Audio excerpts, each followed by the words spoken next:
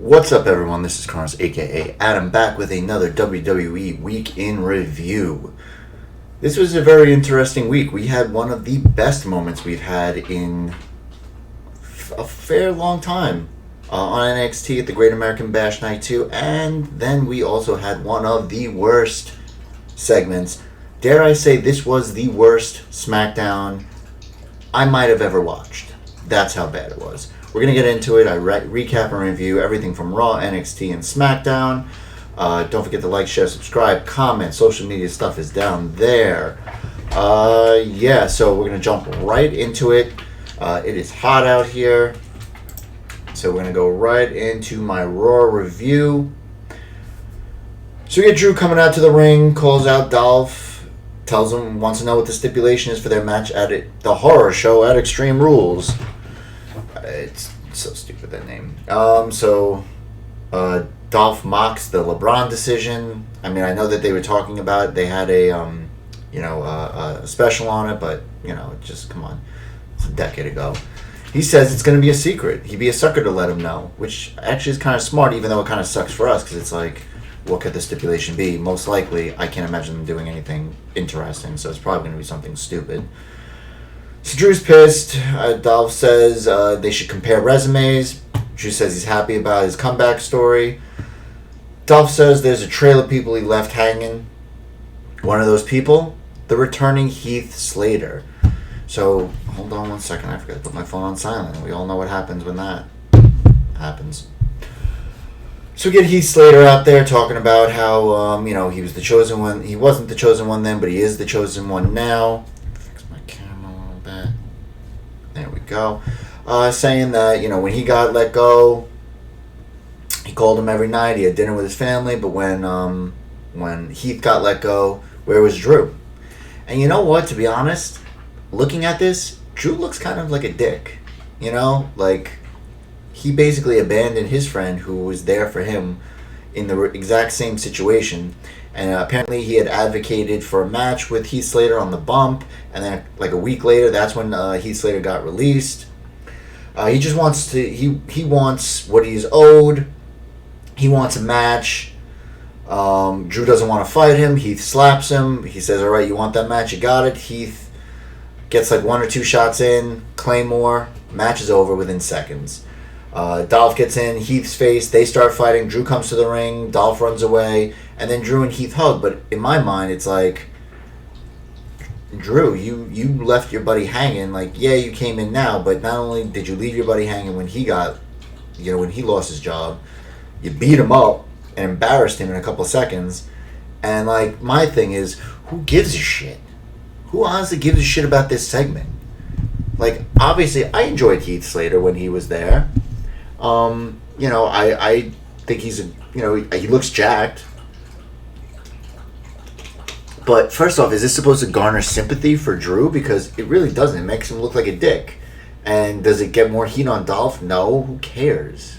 It was just, I don't know. I was not a fan of this. Backstage with Bayley and Sasha, Bayley says, why talk to her when they can talk to the world? Asuka shows up after they leave, says, she's not alone tonight, and dances off. We get Bayley and Sasha out to the ring. Sasha says she'll tap out Asuka. Asuka's music hits. Says Sasha isn't good at math. Bayley is offering up Sasha again in a match. And Kairi Sane's back. I mean, obviously there were rumors swirling that she was leaving WWE. Obviously we hadn't seen her since her injury from Nia Jax, who also is no longer on TV. So Kairi Sane is back. So we get Kairi versus Sasha. This match was really good. They were beating the shit out of each other. We get Sasha with a springboard arm drag. Kairi no-sells, chops her down. Kairi hits the octopus, converted into a pin for a 2 count. Asuka and Bayley pushing each other on the outside. Sasha gets kicked into the barricade on the outside. Sasha perches Kairi across the middle ropes in the corner and drops the knees down for a 2 count. Sasha goes for the same knee spot but misses again. Kairi with the top rope forearm for a 2 count. Running blockbuster by Kairi Sane. Interceptor spear. Sliding forearm by Kairi for a 2 count. We got a Meteor pin combo by Sasha for a 2 count. Sane gets Sasha in the anchor, but Bayley comes in for a DQ. This was a running theme with a lot of matches this week. Just, DQs, fuck finishes, roll-ups. It was just not a very... Except for a few matches basically on NXT. There were no really clean wins. So, what do we got here? So then Asuka fights them off both. Asuka holds them for Kairi, who hit an insane elbow from the top rope to the outside. Something that obviously, the one thing I guess about not doing it live was that they were able to cut the camera angles because Sasha and Bayley were just doing the old stupid waiting around for the spot to happen type maneuver. So anyway, we get backstage with we get a recap of Rollins' match from last week. Backstage, Black is beaten up, but he's wearing a Rey Mysterio mask. They really just don't give a shit about Aleister Black. He just keeps getting jobbed out. It's so weird. We get backstage with the Raiders. Ivar has a bowling ball. Big Show shows up, says he likes to have fun, but he's no nonsense tonight. He slaps both of them to get them fired up. They say that they like they were fans of Edge and Christian and all this stuff, and so I don't know. They got a 6-man tag tonight. So we get the Kevin Owens show.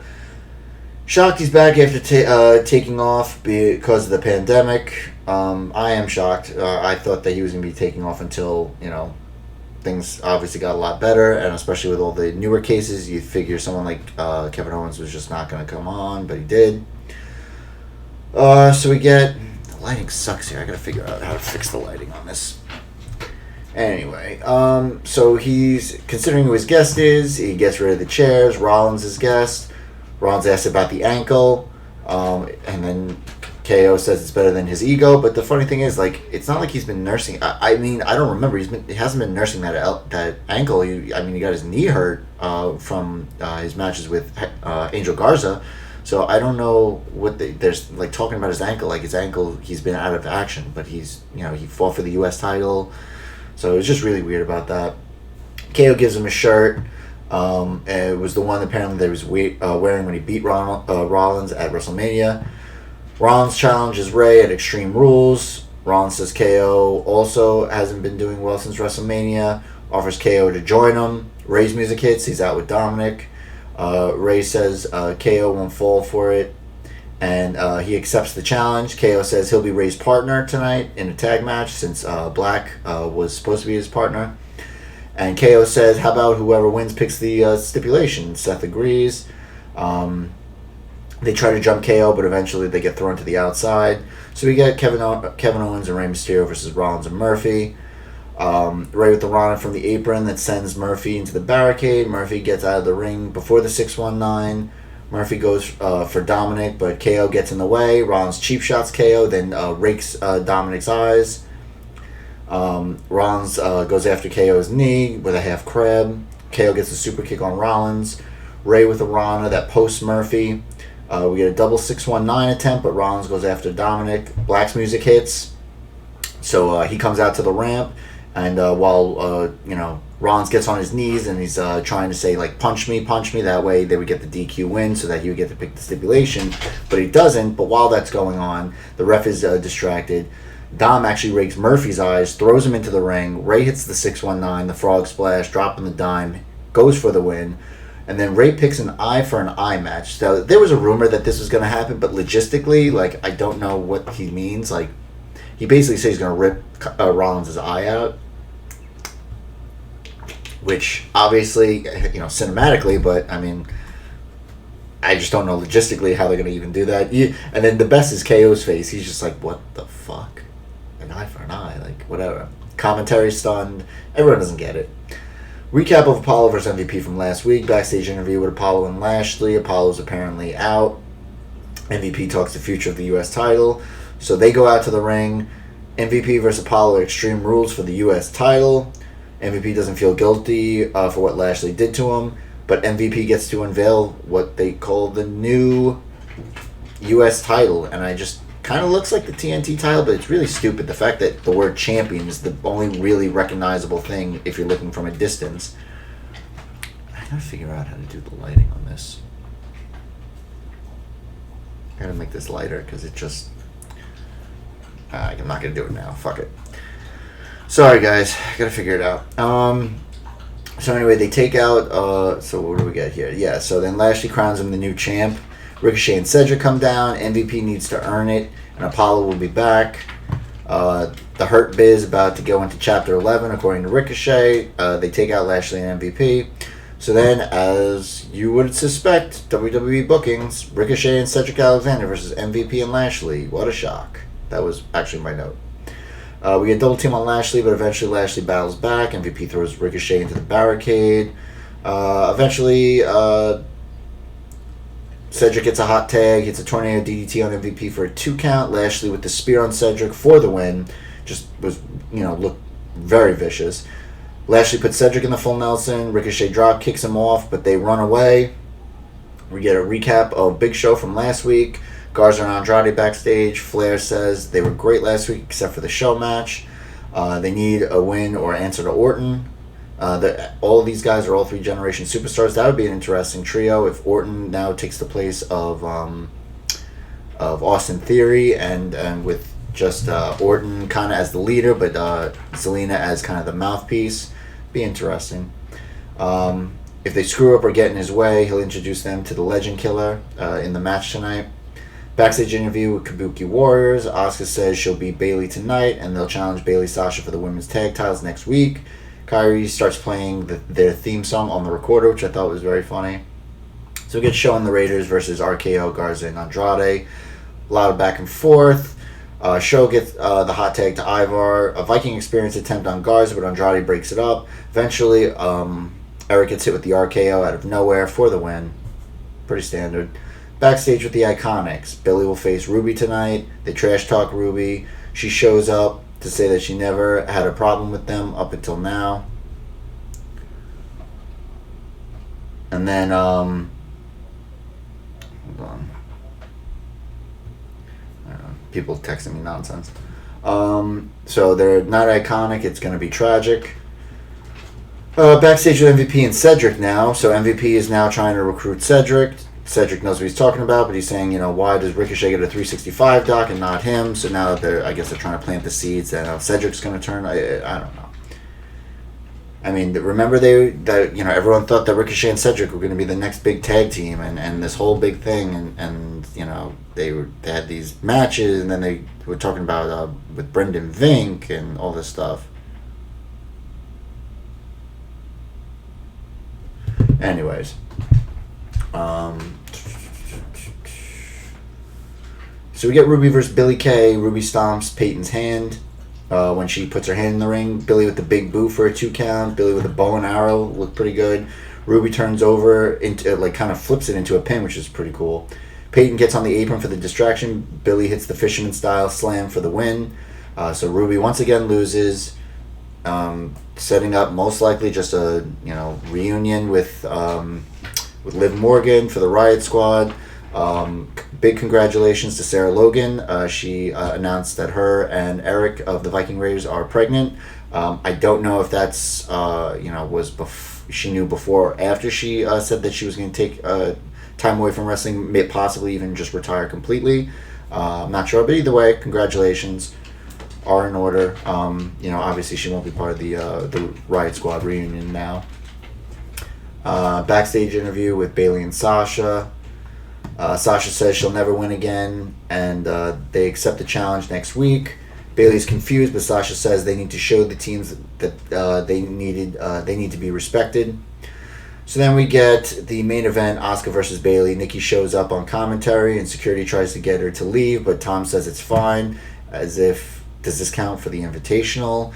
They act like the security doesn't know who Nikki Cross is, even though they all film in the same spot, so it's kind of stupid. They're like, oh, it's Nikki Cross, come on.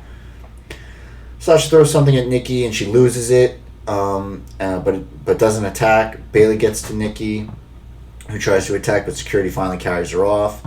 Bayley off the apron catches a vicious knee to the face from Asuka, Back from commercial, Bayley's in control. Kairi stops Sasha from interfering. Bayley goes for a sliding dropkick and gets kicked to the head. Asuka rolls her back into the ring for a 2 count. Bailey slingshots Asuka into the bottom rope, then the middle rope for a 2 count. Bailey flapjacks Asuka on the commentary table. We get Bailey sits down on commentary for a second. Her banter with commentary, both the Smackdown and Raw teams, is very funny. Asuka with a code breaker and a hip attack for a 2 count. Bailey cheap shots Kairi. Sasha uses the distraction knee lift into a Saito suplex by Bailey for a 2 count. Nikki shows up back behind the barricade, scares them when she's pounding on the glass. We get an Asuka lock, but Bailey keeps fighting out of it. Kairi spears Sasha when she gets in the ring. Bailey breaks free for a roll-up, but Asuka sits down on top for a pin and the win. So Asuka gets the win here, which, you rarely see. They've been protecting Bailey a lot. So this is a really fun match. The match with Kairi and Sasha was pretty good. We get the eye for the eye stipulation now. All this stuff. Decent episode of Raw. Decent episode. I kept me going, kept me interested. Okay, now we're going to go to NXT. It is the Great American Bash Night 2. We get our street fight for Candice versus Mia. Mia attacks Candice on the ramp during the intros. Mia fills the ring with weapons, throwing in like chairs and garbage cans and whatever. Candice uses a kendo stick. Mia now with the kendo stick starts hitting Candice. Mia brings a table into the ring. Mia pulls Candice face first into the post. Candice thrown into people in the stands. They're not wearing masks though. I believe this was actually filmed before the new mandate about wearing masks. So, but even if they were going to be interacting with people, they should have been wearing masks. Fighting on the catering table, Candice is using an extinguisher. Candice drop kicked through the catering table. They're kind of fighting up on some kind of a platform area, and she gets drop kicked in through the table, which is pretty cool. Mia dropped toe hold into a chair back in the ring. Candice focusing on the ribs. Garbage can gets put on Candice. A boot, then a cannonball with the garbage can on her for a 2 count. Mia pulls out brass knuckles out of nowhere. Candice counters with chairs. And then they go to the top where the table was actually placed across the corner so that they could stand on it. But it was very wobbly, but they were able to keep their balance. They're fighting. Candice hits her with the brass knuckles and then does a freaking swinging neck breaker from the top of the table, which is essentially the top rope, onto all these chairs. Just vicious. Candice gets the win. During the commercial, so we get Mark Henry's talking about the main event, picks Keith Lee. Picture in picture, they're still knocked out. Johnny Gargano comes down to the ring, gets Candice, brings her out. And then for some reason, Mia gets up and she's all happy and smiling like it's a curtain call or something. It's like, you just lost. You brought out brass knuckles and you lost. Very odd. So apparently there was a match before they aired between Nice and Leon Ruff. And Nice was kind of just punking Ruff, and Reed not happy about the treatment, asked for the match. So we get Bronson Reed versus Tony Nice. Military press and senton by Reed. Nice finally able to get offense to keep Reed off the mat. Shot to the throat, a moonsault by Nice for a 2 count. Eventually, Bronson Reed hits the splash from the top for the win. We get a Mercedes Martinez video package. Robert Stone and Aaliyah. We get they ask Shotzi to join. Says the Robert Stone brand is on fire, and she's like, yeah, dumpster fire. He gets so mad he throws his coffee behind his head. Apparently, everyone's like, oh, you better look behind you because it was on Killian Dane. Dane throws him into a road case, and Shotzi runs over his leg with her tank. This was hysterical. He was screaming like they had to amputate the leg. It was ridiculous. And then you were watching him picture in picture, and we get everyone picking up the refs and backstage crew. Everyone's picking up the tank to get it out of it. It was just really funny. So we get earlier today, we see the Undisputed Era arrive, and even O'Reilly's with them this time. Obviously, he's been kind of MIA, being diabetic and at risk for infection. So he was the one member who was only doing kind of the out of ring segments with them. It's always great to see him. So we get what was set up last week during Gargano and Candice's interview. We get Swerve Scott versus Johnny Gargano. Really fantastic match. So it's really even to start. Gargano goes for the one final beat, countered by Swerve. Swerve with submissions working on Gargano's left arm during the picture-in-picture. We get a roll-through flatliner by Swerve for a 2 count. Slingshot spear by Johnny for a 2 count. Roll-through brainbuster by Swerve. He gets the house call, but he can't make the cover because he's been beat up too much. Get an STF by Gargano into a pinning attempt by Swerve. Then he hits this JML driver, which is basically like Johnny's on the ropes and he's holding his leg and he flips him and then kind of like reverse power bombs him. It was pretty cool for a 2 count. Swerve thrown into the post and then there's a poison runner on the outside. Eventually, Swerve gets back in the ring. Johnny hits the one final beat, DDT for the win. We get an Io and Tegan video package. They're doing kind of the thing that they did last time with Io Shirai underwater, which is pretty cool. Io says having friends is a weakness, even though she had help from Asuka last week. Match will be next week for the championship. We get Legado del Fantasma versus Drake Maverick and Breezango. Breezango, as always, great entrance. They come out in the Conquistador mask. It was really funny. Wild and Fandango, quick start. Drake distracted with Escobar because he basically just wants to go after Escobar the entire time, who isn't even in the match. We get a hot tag to Fandango, cleans house. Fandango press slams Drake into the group, kind of throws him outside the rope. Then Fandango hits a tope con hilo onto the group, but unfortunately he's eventually sent into the stairs. Fandango was actually in the match for a while, taking a lot of punishment. They were focusing on his knee. Hot tag to Drake to fight Escobar. Does a Casadori into a Bulldog. The match completely breaks down. While this is going on, there's a Phantom Driver on Drake for the win by Phantasma. Backstage interview with Johnny and Candice. Best power couple in the universe. Johnny blames Finn for not being in the main event tonight. Candice says they have a lot of wrongs to make right. And then Johnny makes a joke about setting off their own fireworks. Basically, like, we're going to go smash. She's like, to I forget who it was. It might have been Mackenzie, but Mackenzie Mitchell, maybe, I think her name is. But yeah, it was just kind of weird and creepy. We get Drew talking about the match. He picks Adam Cole. We get Santana Garrett versus Mercedes Martinez. What I thought was interesting was Mercedes Martinez comes in and she's getting boos as if like we already knew. Like I was pretty sure last time we saw her she was a face. So I didn't think anything that she said in the couple video packages, if she had said anything, would give anyone the impression that she's a heel. So like the fact that they were like, obviously told to boo because she's going to be a heel is pretty ridiculous. I'm getting like really bothered by my dog right now. She's really looking for attention. Hi puppy. Daddy's recording. Anyway, so I'm not a fan of the new music. I can barely hear it. We get a handspring elbow, a back elbow by Garrett. Martinez no sells with a big boot. Martinez with a fisherman buster for the win. Pretty standard. So we get Priest Grimes video package. We're going to get a match next week. Come on, pup. Come on. Jesus. I want to say, look at this. All right, dummy? All right? Whoop. There we go. Okay, so where were we?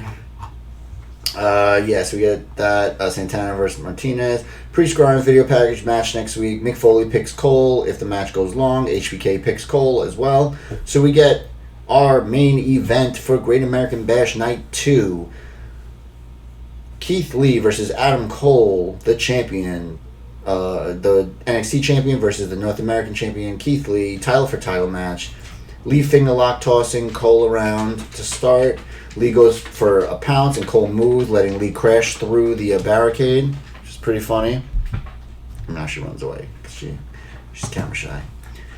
Cole goes for the knee pad, but Lee stops him. Goes on the offense. We get a power slam by Lee for a 2 count. Lee caught on the ropes for a backstabber for a 2 count. Avalanche suplex by Lee for a 2 count. Sit down powerbomb by Lee, but Cole gets to the ropes.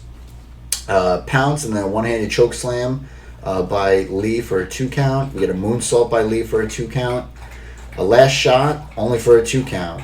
We get a lariat turns Cole inside out. Lands bad on his neck though. That looked pretty rough. A little scary spot there. We get a Panama Sunrise He hits that on Keith Lee, only for a 2 count though. 3 super kicks, only a 2 count. I mean, this is where sometimes it gets a little ridiculous. We had a last shot, Panama Sunrise countered into a powerbomb, into a big bang catastrophe, and Keith Lee is your new NXT champion, double belted. And as the celebration is going on, we get a shot from the rafters with Scarlett and Cross. They're watching, so obviously we know that is going to be a match coming up at some point. I am really hoping that somebody else gets involved with Karrion Cross beforehand. What does this mean for Adam Cole and the Undisputed Era? There's been rumors circulating that they could get moved up. I mean, it's like, what else do they need to do? He held the title for over a year. He was the first North American title. Undisputed Era has held the tag team titles, I think, 2 or 3 times. Roddy's been the North American title champ. He just got kind of buried by Dexter Lumis in very short order. Kyle O'Reilly is not able to really compete at the moment, due to, as I said earlier, his diabetes. So there's a lot of questions for NXT, but this was a fantastic match. And this was the one that was spoiled by the member of Indishio, by the way. And finally, this is the worst fucking program I think I've ever watched on WWE television. This was the shite. We start off with Miz TV. This is Smackdown, by the way. We start off with Miz TV. Jeff Hardy's the guest. They banter about, do you want a clip? Do you have a clip? No? Do you want to see a clip? Blah, blah, blah. They play the clip. It's just a recap of everything. Jeff is getting tired of them. He's going to be a beacon and be an inspiration, yada, yada, yada. Miz suggests a rematch, but this time it's in a bar fight because he'll have the home advantage. It's so ridiculous what they're doing to Jeff at this point. And obviously, everyone says, oh, he's okay with it. He's okay with it. If he wasn't okay with it, we know what happens. We know how Vince retaliates about people. Retaliates against people that do something that he doesn't like. I mean, it was ridiculous. This whole segment sucked. It was so stupid. This whole idea of fucking Jeff and Sheamus and just boozing. It's just, I just pray that he doesn't go back to the sauce because of this. It would just be terrible. But anyway, we come back from commercial and what do you know? We get a match. Jeff Hardy versus The Miz because he went after them. Jeff advantage to start. Miz slides out, tripped Jeff on the apron. Miz goes for a springboard. Jeff catches him with the twisting neck breaker. Jeff goes for the swanton, but Morrison pulls him out of the ring. Jeff hits a splash on both of the outside. Morrison with the cheap shot. Miz kicks Jeff into the announce table. Miz with the kicks for a 2 count. Jeff has Miz set up for the swanton, but Sheamus gets on the Titantron. He's talking about boozing and blah, blah, blah, the beer and fella. Hey, fella. It's so stupid. And then Miz goes for a roll-up. Jeff counters with another roll-up of his own. It just looks really botched, and he wins. So, yay. Backstage interview with Cesaro and Shinsuke. They take issue with a win over them being considered a upset. We get Sasha and Bayley versus Nikki and Alexa Bliss. We all know what that thing does. So Nikki attacks on the ramp. Double team isolation on Nikki for a while. She eventually gets Bayley in the apron and does her club and blows there. Bliss with some offense on Bayley. Sasha and Bayley argue with Cole, which I thought was pretty funny. Nikki distracts with the SmackDown title of Bayley's, while Bliss hits a double drop kick. Nikki with the crossbody off the announce table on Bayley. Catapult into a slap by Bliss. The hot tag to Nikki. Nikki goes after Sasha. And then when Sasha's battling Bliss on the outside, and then, Bayley hits a pretty bad roll-up of her own, but gets the win on Nikki. So 2 matches, 2 awful roll-ups, and that's how they are, because God forbid you give anyone just a clean win. I mean, you overprotect everybody. That way nobody really loses. We then get a repeat of Bray and Braun versus Money in the Bank. I'm not getting into it because I don't give a shit. I already saw it. Backstage interview with The New Day. They're mocking how people think they're overlooking Shinsuke and Cesaro. They do a Denny Green shout out. They are who they thought they were. We let them off the hook. And then the worst, oh my god, the worst fucking segment ever. Ever. We get a karaoke battle hosted by Jey Uso for Lacey, Dana Brooke, Tamina, and Naomi. All of whom are doing absolutely nothing, having no, just sitting by the ring on the outside last week talking about who's going to face Bayley next. So stupid. Lacey sings With My Baby Tonight from Jeff Jarrett. Actually does a decent job. Dana starts trying to sing the Honky Tonk Man, but she's just, she's doing more of the dance than the singing. Jay cuts off Dana. Tamina starts to sing Triple H's theme. Starts to headbang, gets about 3 seconds in. He stops her as well. Then Naomi sings Dusty fucking Rhodes' theme. Like, come on. Are you guys serious right now? Like, that kind of a low blow? Dusty's theme? Like, I get it. There were a couple of lines in there. It doesn't matter if you're black or white. So, like, with everything going on, they're trying to hit that. But, no, I don't think that's what it was. I think it was purely as just a shot at AEW and Cody. But even so, it just sucked. It wasn't very good. But obviously, Jay is, the brother-in-law, so he's excited. Lets her sing way too long.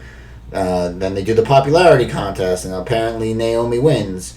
And then we hear more of Dusty's theme after that. And then Lacey goes to knock her down, saying it was unfair, and they start a fight. You just spent this whole fucking months now trying to build up Lacey as a face, with the Marines and the respect and all this shit. And then she's turning heel over fucking karaoke? So stupid. Like, I don't get it. It is so dumb. I'm not even that kind of person that just wants to sit and harp and try to, get people excited about my, channel by saying, railing against it. It was just so fucking stupid. And then, what do you know? Lacey versus Naomi when we come back from commercial break. So now Lacey's a heel, wrestling with a huge puffy dress even. It just made no sense. Huge kick by Naomi, knocked to the outside. Dana tries to talk to Lacey and saying, this isn't you, this isn't you. Be like, hey, you're still supposed to be a face. And she shoves Dana down. All of a sudden, Tamina and Dana start fighting. They get into the ring. Everyone's fighting. The match gets thrown out. So now we've had 3 matches, 2 of which bad, stupid roll-up wins because of distraction, and the match was thrown out for this one because, people that weren't even involved in the match were fighting in the ring. Great. Backstage interview with AJ Styles, Too Sweet Sarah. Sarah tells him that he'll be defending the IC title against Matt Riddle, and he does a funny line. He's like, who's he beating? She's like, you. He's like, that was rhetorical. It was rhetorical. I'm scared. Then we get a Smackdown Tag Team title match, the main event, New Day versus Cesaro and Shinsuke. We get a double team on Kofi, gut wrench suplex by Cesaro on Kofi for a 2 count. They do the unicorn stomp, the New Day on Cesaro. Big E launches Kofi over the top, but Cesaro hits him with the European uppercut. That was really cool. SOS on Shinsuke. Hot tag to Big E, release belly to bellies on Cesaro. Cesaro throwing hands on Big E. Stomp powerbomb combo on Cesaro. Shinsuke breaks the count. Reverse exploder suplex on Kofi. Big E breaks the count. Ref can't contain them because they're getting into a fight and they're all battling, so he just throws the match out. Cesaro sets up a table on the outside. Big E into the steps. Then they end up getting the table set up in the ring. They put a Big E on it and it almost breaks with just the weight of Big E. And then they put... Shinsuke puts Kofi onto Cesaro, who is on the turnbuckle. He then power bombs Kofi through Big E, through the table, and they stand tall holding the belts. So that actually was a good match, but once again, 4 matches, 2 shitty roll-ups, and 2 of the matches thrown out because the ref couldn't contain the fighting. Oh. So bad. Very, very bad. Anyway. So that was SmackDown. That is everything I have from television programming for WWE this week. As always, I want to do my match of the week. It's a no-brainer. It's the title for title match of Adam Cole versus Keith Lee. Obviously, the one issue is I wanted Cole to win. Obviously, I love Adam Cole, baby. But he lost, but it was a good thing. They actually shook hands. I don't think it was on camera, but it was caught on on, I think, WWE's social media as well as everyone else that had seen it. So it's really interesting where they're going to go with this. You know, the star power, obviously, everywhere was gone. Obviously, the majority of people on SmackDown were gone. I mean, there was no Riddle, there was no Baron Corbin, there was no Otis, there was no Mandy, no Sonya. Obviously, still no, there was no AJ just as an interview.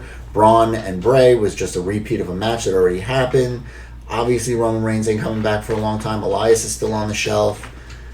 It was just bare bones, and they did not use what they had well. Anyway, so that's everything for this week in WWE. As always, don't forget to like, share, subscribe, comment. Social media is down there. Stay safe. Love each other.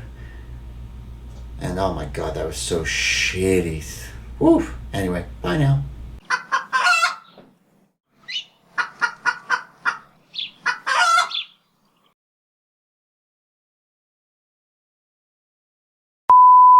This week in wrestling history, 24 years ago this week, was the most shocking thing to ever happen to wrestling at that time, and maybe might ever happen. Hulk Hogan turns heel at Bash at the Beach, turns on Macho Man and Sting. He's the third man, brother. Joining the Outsiders, Scott Hall, Kevin Nash, and the formation of the NWO, which sent shockwaves through the wrestling world and basically turned WCW into the ratings juggernaut for the next, I believe it was 83 weeks, and also just turning the wrestling world on its head and changing it probably forever. And that is your This Week in Wrestling.